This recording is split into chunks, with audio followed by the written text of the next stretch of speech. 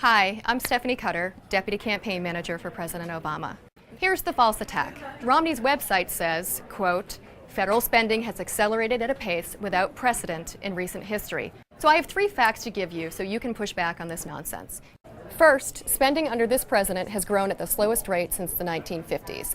Those market watch numbers may look fine and dandy, but they ignore the fact that American debt has gone up at a faster rate during the Obama administration than any other time in history.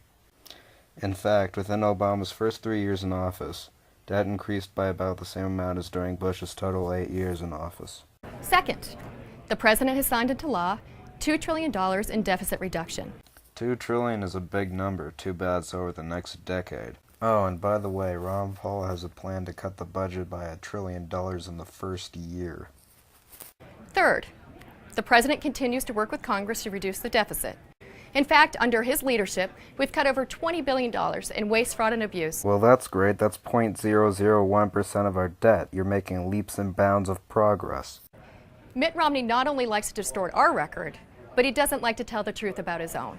His economic plan would increase the nation's deficit by as much as $5 trillion. And as governor of Massachusetts, after promising to cut spending, just as he's promising to do now, he actually increased it every year he was in office. He left his successor a deficit of over $1 billion and increased the state's long-term debt by 16%. I'll give you that one. Alright, so let's review. Within a span of 3 years, Obama increased the national debt about as much as Bush did in 8 years. Obama's plan to cut $2 trillion translates to $200 billion a year, as opposed to Ron Paul's real plan to cut $1 trillion a year.